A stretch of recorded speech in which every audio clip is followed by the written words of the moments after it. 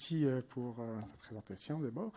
Donc aujourd'hui, je vais vous parler de la visualisation en 3D de la topographie de cornée dans le kératocone et effet des anneaux intracornéens à but purement didactique. Ici, on a un suivi classique d'un kératocone chez un enfant, enfin un adolescent de 16 ans, et vous voyez une évolution de plus 15 dioptries en 2 ans et quelques. Et donc, il est possible de visualiser ce kératocone en 3D avec une topographie classique. Et le but est justement de mieux voir, de mieux apprécier cette déformation à but didactique. Ici, un cas d'un kératocone en forme de canard qui a bénéficié d'un anneau intracornéen progressif en préopératoire, et en post-opératoire, on voit un aplatissement central en face de l'aire pupillaire qui a donné de bons résultats réfractifs et visuels. Ici, devant un cas d'un kératocone en nœud de papillon qui a bénéficié de 2 anneaux intracornéens symétriques de part et d'autre avec un avant et un après chirurgie.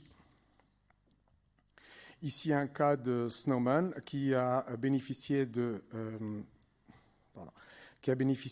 pareil d'anneaux intracornéens progressifs.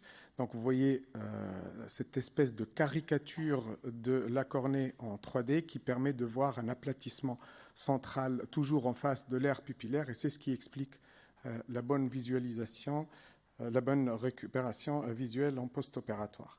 Ici, un cas d'un kératocone en croissant mais inversé. Il a bénéficié d'un anneau symétrique classique en haut, en face du kératocone, et on voit en 3D l'aplatissement de la cornée.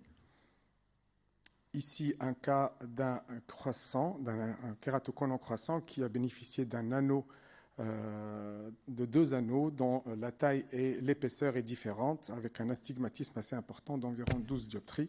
Et on voit pareil un aplatissement assez important, toujours en face de l'aire pupillaire. Je vous remercie de votre attention. Merci pour ces bien belles images didactiques. Bon, on a une dernière vidéo. Hein. Donc, c'est Igal Boujna qui va nous parler